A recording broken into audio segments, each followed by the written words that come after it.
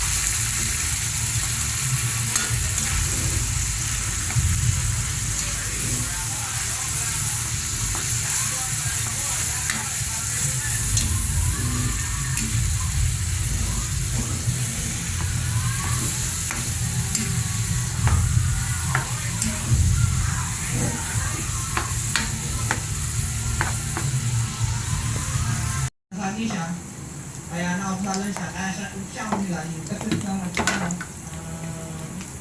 medyo nasuklan naman yun, kung malaki.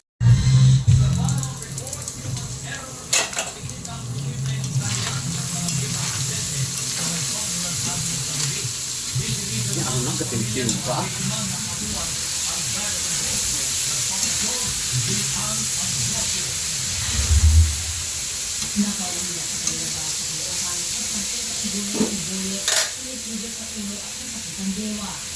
Isa siya sa mga patay ng UV Express at narawan ng buhay at mobilyas sa gabi. Nagpawid sa aksidente ang kanyang na isang taong buhay na kapatid na babae. Itinil sa mga kalang namin yan. Parang sa una ko, yung anak ko, bago at nag-anak sa namin. Tapos, kasi po nag-ano, bago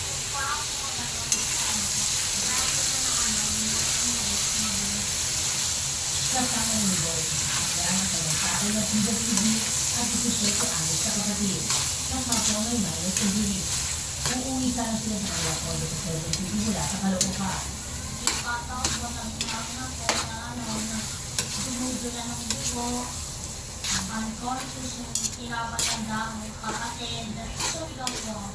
Alam ko po kasi marami po sa amin. So, patawag ng ambulansya, police. Sa initial na investigasyon ng Traffic Center 5 ng PCPD, posibleng human error ang nangyari. Itong involved na motorcycle, UV Express and taxi, nakastop sila. And then, itong ipan, approaching, umumalapit na, then na-green na ang kalaman na sila, hindi nakapag-prene yung bus, anticipated na tuloy-tuloy na ang ano. Kahit anong nangyari, hindi kami pinagbayaan niya. Kahit nagkaanak pa din sila, ay nagka-appointment sila sa amin. Pinagawas ng mga bahay niya. Asawa alas 2 na madaling araw ng Lunes, nagpasulit niya sa pinala ang makakalaman ng bahan sa barangay Building sa Dasmalinas City, Cavite.